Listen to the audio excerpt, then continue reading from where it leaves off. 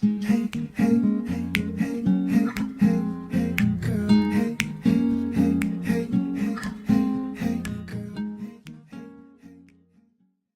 Lauren. And I'm Arielle. And this is the DL Travel Channel. And in today's episode, we are still on Where the Red Fern Grows, and we're going to be talking about our favorite scenes from the novel, our overall takeaways, and getting into a little bit of spirituality. So yeah. I think we're going to start with spirituality. What do you think?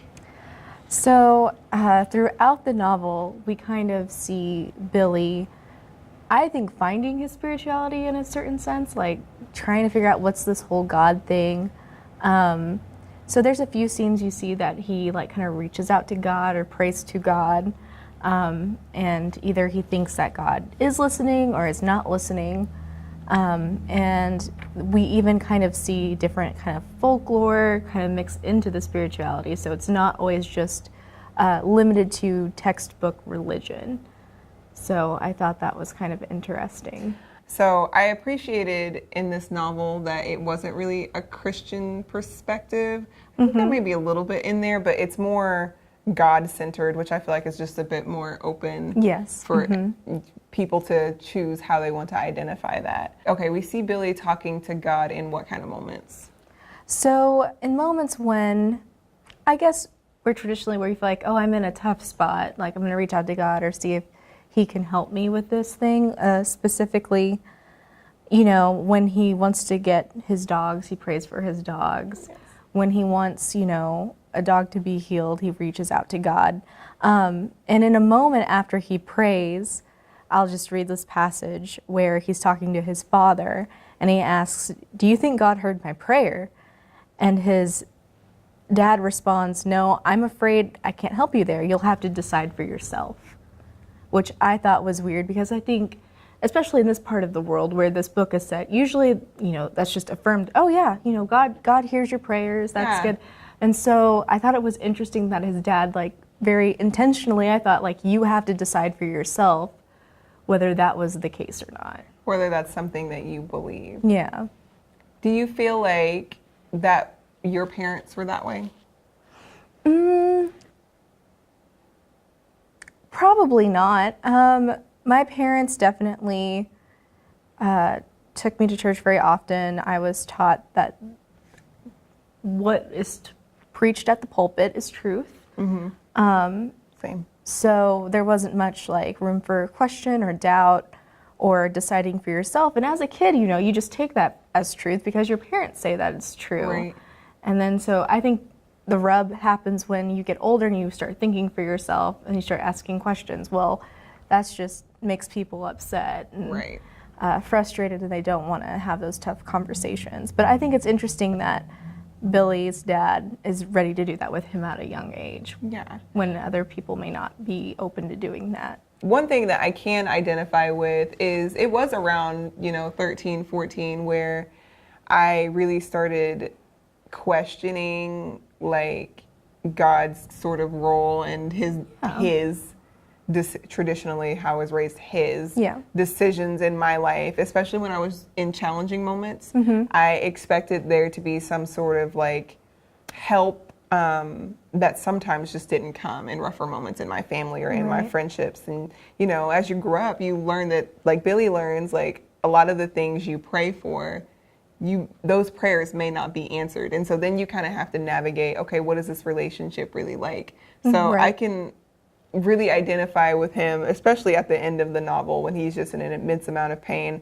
Around that same age, that's kind of when I started questioning my beliefs. And then I went through a period at 18 where I was just like, I'm rededicated to this. And then, it just kind of fizzled out over time. Not, in childhood, it was kind of like Billy. Like, it came from this painful place. Like, okay, God's not listening to me. He's not answering my prayers. Why am I in this relationship? And so that's kind of it's a maturity thing, because you can see that in, like, human-to-human relationships. But as I got older, it became less about what God wasn't doing and more about, I don't know if I can serve a God that doesn't love the people I love or won't accept the people that I accept, who I know have been so helpful to me. And I remember just having this moment of like, if somebody very close to me is a Buddhist, and I have another very close friend that's an atheist, and I thought to myself, like, love will not allow me to reconcile this person experiencing like eternal damnation because they don't believe in Jesus as their Lord and Savior. And so love is kind of what led me away, and then I just had this very organic like way of manifesting my ancestral beliefs. I was actually going through a tough time, and I saw a picture of my grandmother, and I was like, that woman's blood runs through my veins, and she's strong, I'm strong. And that's kind of how I started with my spiritual beliefs, which kind of, we were going to talk about spirituality is what you make it. Yes. Which I think is kind of the dual purpose in like what his father said, not only like, oh, like you have to decide for yourself what God's role is in your life, you also make it what it is. Exactly. Which is kind of interesting to see in a children's novel, and it definitely like jumped out to me. I was like, whoa, what is this? Like, I don't know if it's meant to be that way, but that's how it came across to me. I don't know if our audience will see that same thing or not. I mean, I can say when it comes to like spiritual things coming out of the book, I didn't pick up on that the way you did. Oh yeah. Especially when you were kind of comparing and contrasting, just like there's this very traditional in the sense of Oklahoma way that God is discussed in the novel. And then there's also just what may be called like pagan references, especially when we're talking about like the red fern or like the screech owl. Yeah. There comes a point in the novel where Billy's about to go to the competition with his hounds, and he hears a screech owl, which is a sign of bad luck. So, some people may write that off as superstition, but some people that's like an omen to heed from the universe. So, I mean, it was interesting that those two things were mixing. And they, I think, exist side by side in the novel. They don't go against each other in a weird way. Okay. It wasn't like opposing forces. Right. It was happening in tandem, which I think in order to be that way, like, because, we all want like very strong definitions of what something is because it makes us understand it better. It's a little easier for us to comprehend. Absolutely. So I thought it was interesting that we had this folklore kind of superstition going on, mixing with what Billy may have thought was the hand of God, reaching it into his life. It was just different. It was just really different. And it made me think about maybe there's more people in Oklahoma who are more open than sometimes I come in contact with or whatever, And it's like, I meet people like you. Of course, there's more people like you out there who are more open to when it comes to spirit. Where you at? Hello. We're here. Still here alone with Lauren. There's still two of us. We have a joke that we're a 2-member cult. We're a 2-member cult. But we want you guys to join. No. We are not a cult. This is not a cult. Please continue to watch this channel. But anyway, so it's interesting to like hear about how your experience growing up in a religious household has manifested into still being spiritual, but in your own way. Absolutely. And I'm still in the process of my life to figure out what does that mean for me. Right. It's not defined or clear for me yet because I've noticed throughout my life, even though I've strayed away from maybe what traditional ideas of who God is or what God does in the world have changed, I've definitely not completely strayed away from all of those ideas. And so you're not divorced from spirituality. Yeah, I'm not divorced from spirituality. I'm trying to like reconcile, spirituality with science and fact, and it's all kind of like a really difficult struggle for me, even to this day. And I'm 24, I'm not 12 like Billy is. My two things when it comes to other people and their beliefs. I have two things. If it makes you a more loving and kind and compassionate human being towards others and yourself, because I often feel like we get that part confused. Like we think we're supposed to be kind and compassionate towards others, but we will tear ourselves down for being human. So if whatever you believe makes you more compassionate, loving, and kind to other people and yourself, then I'm all for it. That's really what it comes down to for me. And I agree. So it's like, I'm not trying to bash if you're within an organized religion. Exactly. Because I've seen that give people hope. Yes, give people a reason to live. Yes. Make people live more intentionally, like with the ideas of I mean, if you just want to take the Christian faith into consideration, since, you know, we're familiar with it and a lot of people in the United States are, you know, to love your neighbor as yourself. Yes. Just like some basic tenets that should be applicable anywhere, whether you're Christian or not. So I don't know, I was kind of thinking about asking you this question. Is there anyone in your life that you thought was very much a very spiritual person that really inspired you? My dad is Your dad? a very spiritual person. Our belief systems are totally different. His is a lot more rigid because he is in organized religion. My dad's a Christian. But my dad has more faith and has manifested things that I just like, honestly, I don't even like talking about it because it seems impossible. And then people think I'm crazy. And I'm just like, but this stuff is real. So he's definitely been my spiritual leader. And I just, you know, and I will never not appreciate the foundation that Christianity gave me for understanding spiritual things, for understanding things that aren't really tangible, things that you can't perceive with your five senses, but you know are there. And if you're a spiritual person at all, this will resonate with you. And then if you're not, you're going to be like, okay, that sounds kind of kooky and weird and maybe skeptical. And it's not something that I can help you perceive with your five senses. It's something you have to experience for yourself. Mm-hmm. So, but my dad was definitely, you know, and my mom too. My mom is super open-minded. And I love and appreciate that about her. So just both of my parents, like, you know, I'm so grateful that I had them. And although, you know, there's some parts of organized religion that I feel like made my life harder and made me harder on myself, there are also very beautiful parts. It's just like, you know, that's my belief. There's a duality to everything. So it wasn't all good or all bad. It wasn't black or white. It was what it was, and I am who I am because of it. Yes. Oh, that's kind of beautiful. I'm kind of like, oh. I would say that my parents had, you know, their hand in that as well. I mean, of course, you know, you listen to a pastor from the pulpit every week, but it's different when you're seeing someone like far away, you know, on a auditorium than if it's with face to face with someone, right? So, specifically my father, I didn't really talk to my mother about it too much, but my dad is a man of faith, and that's one thing I struggle with is faith because I'm a skeptical person. Yeah, I'm just a cynic. So yeah, and kind of a cynic. So where I don't have faith, I know my father does. And even to this day, if there's something really weighing on me or a specific situation that I don't know what to do about, I will ask him to pray for me, which I know you can't really, I don't know if that's the right way to do it or not. I'll just say, Dad, I'll call him and I'll be like, listen, I need you to pray for me because I don't think God will listen to me, but maybe he will listen to you. Like, I mean, I've definitely had moments where I'm just like, Dad, can you say this prayer? I know God hears you. But no, I still do that too. I still ask my dad to pray for me. I asked one of my Christian friends to pray for me. I'm going through a tough situation right now. And I asked one of my Christian friends to pray for me because for me, it's all going to the same place and it's all putting energy towards the same thing. And I think that if there's enough energy going towards something, that it can make a difference. It's me. We also want to discuss our favorite scenes from the novel. So I'm going to start with mine. It's a bit lengthy, so bear with me. And this is at the very beginning. This is when I knew I was like, okay, this book is going to have a lot more to offer me than I originally anticipated because it's a children's fiction book. But it reads, "To him, it made no difference how long the road or how rough or how rocky. His old red feet would keep jogging along, on, mile after mile. There would be no crying or giving up.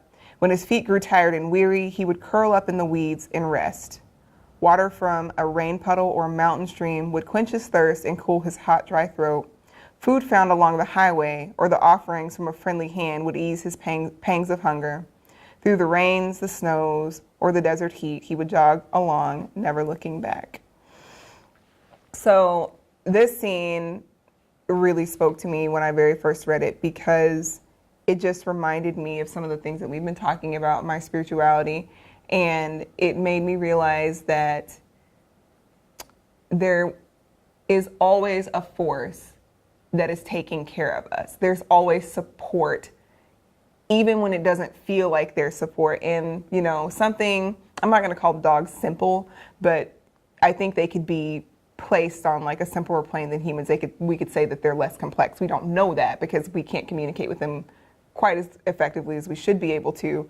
But the fact that this dog is on the run all by himself, just trying to make his journey, and that he's not worried, and that he, is just taking it day by day and is trusting that the water will be there, the food will be there, he'll rest when he's tired, and he's just going to live in the present, like, really spoke to me. And I was just like, I want to get to that point where there's no thought of giving up. There's no, there's not a lot of worry. It's just, it is what it is for that day. And I can just truly accept that. Like, that's the place that I'm trying to get to. Oh yeah, I'm not there. No, girl, I'm not there either. There. I'm trying to get there. But it was beautiful to me, because I was actually, when I very first started reading this novel, I was having a really rough day, and it just reminded me of how well I was taken care of already, of all the things that I had. And I actually started singing a Christian song that my parents used to listen to, and the lyrics are, "Great is your mercy towards me, your loving kindness towards me." And I just thought about all the people that support me, the home I live in, the food that I have, and all these wonderful things that I wasn't seeing because the situation was so close to me. And then just reading about this dog and how he wasn't worried about any of that stuff, and he was just on his journey and just enjoying it for what it was, made me really grateful and humbled me. So that was my favorite scene. Yeah, that's beautiful. It's beautiful. You're gonna make me, I'm getting a little emotional right now. Oh, this is gonna all end in crying, I'm sure. Well, that's how we finished the novel, was crying, which if you've read it. Hysterical crying. Anyway. Devastated. So one of my favorite parts of the book wasn't really a specific scene for me. It was more of overall themes or character development, specifically from Billy. Just to kind of help put into context his character, I'm just going to read a couple of short lines. Whenever he's chopping down that sycamore tree, which we've discussed this, he will not give up, which I can be easily discouraged. So I see him just keeping at it, he's not going to stop, and I'm like, man, I wished I was more like that. But specifically, whenever Billy's dad kind of approaches that situation where his little son is trying to chop down this big tree, and he offers Billy some help, Billy says, "I don't want any help. You see, if someone helps me, I wouldn't feel like I kept my part of the agreement." Which is another great thing about him, is that he wants to keep his word, he wants to be truthful, he wants to be honest. And I know I've said this before, but I just really love Billy. Sorry, I just really love Billy because, I don't know, he's so pure. I don't know how else to describe him. And there's so much in him that I want to be in some ways, even though he's younger than me. Yeah. But I like Billy because he's trustworthy, and that's very important to me because I am a skeptical person. Very. And it's hard for me to trust people. So it's good for me to read about someone that they're at least trying to be trustworthy. We're all human, and we all let everyone down at some point. It doesn't matter how hard you try, because you're human. And so I try not to put someone up on a pedestal and be you can never do this to me, or otherwise I can never trust you again. But it's easy for me to do. It's easy for me to lean that way. But anyway, it's good for me to read about a character who intentionally tries to be trustworthy and be a person of their word. So how do you resolve that within yourself? The fact that you're so skeptical and it's really difficult for you to trust people. Mm-hmm. How do you open up yourself to meet people like Billy? How do you reconcile that? Well, I mean, it's difficult. Of course, it takes time, and actions really mean more than words do. So it's not just someone saying, "Oh, you can trust me." You got to prove it to me over time. Okay. So there's a decent handful of people in my life where I feel like that's definitely true. But usually if it's someone who hasn't been in my life my whole life, like my parents or something like that, it's definitely a process for me. Mm-hmm. So I don't think there'll ever be a part of myself that isn't hesitant in some ways, or skeptical, or, thinks about things from multiple angles. That'll always be a part of it. but it's also not trying not to assume the worst of people at the same time. So I want to talk about our overall takeaways. Would you like to start with yours, or would you like me to start with mine? Yeah, so even though it's a very short passage, of course, we've come across this in the novel where Billy witnesses the death of another child who was a very rambunctious, very mean-spirited kind of kid, right?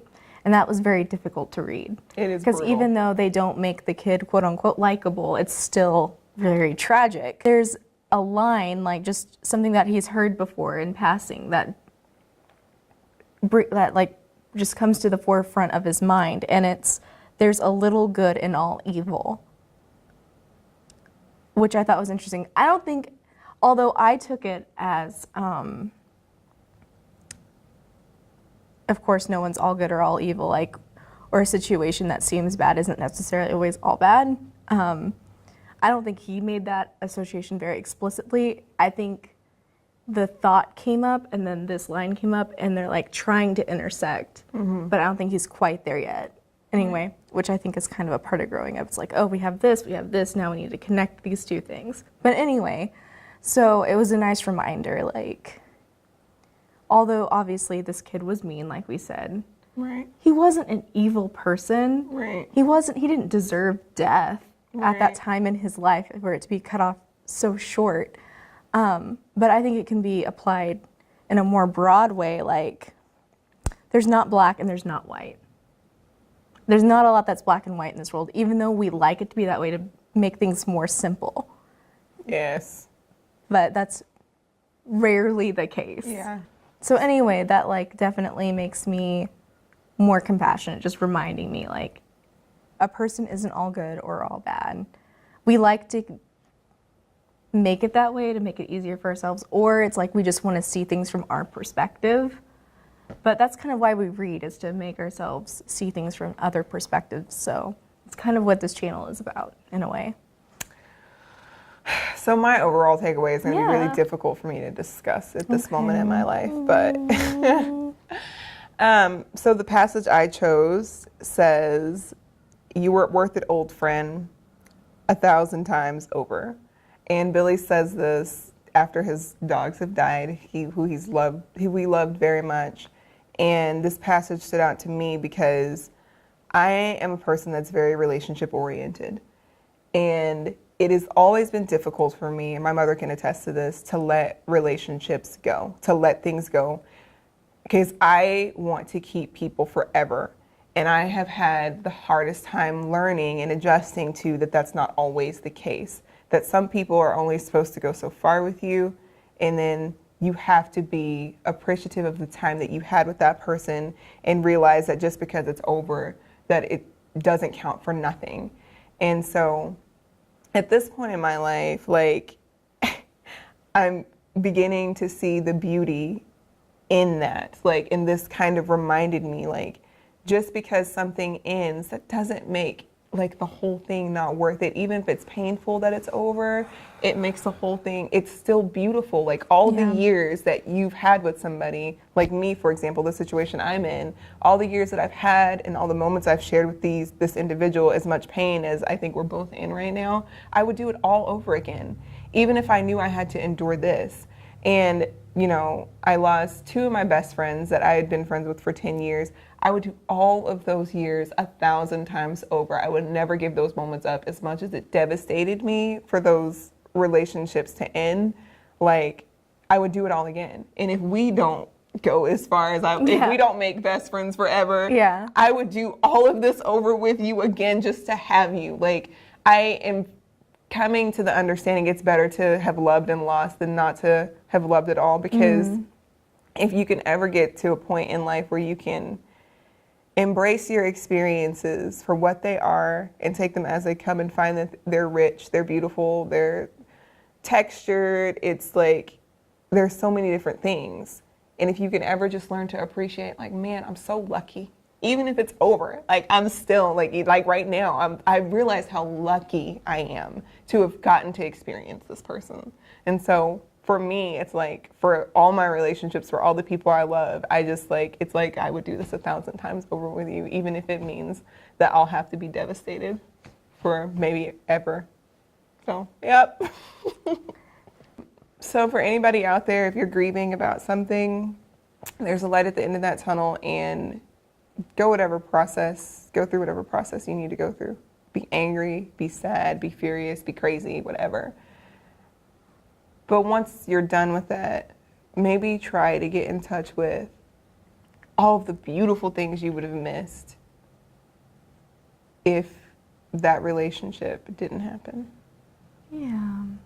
And I literally met one of the best human beings on earth when I needed them the most, when I needed my faith in humanity restored. So for me, that is worth it, because now I know that it's possible. And this person taught me it's possible to love me for exactly who I am. Yeah, absolutely. And who said yes to me even when I didn't even think they should say yes. They always stayed in it. And they're, still. So that's my advice. That's my takeaway. 1,000 times over. So if you like this video, please put it in the comments below. If you're also going through a really rough time, you can always share that. If you don't want to share that, I understand that too. And then if you are like Lauren and you're working on trust and you're working on not seeing things as black and white, put that in the video. Yeah. In the comments of the video below. And you can find us on social media. You can find us on DL Travel Channel, on Instagram, and on Facebook. And where can they find everything? So if you want everything in just one centralized location like I do, because I hate going to a million different formats, I'm also not great with technology, so that might be part of it. But anyway, just go to our website. It's at www.dltravel.org. So there you can read our blog posts, which you can't get at YouTube. You can't get on social media. Right.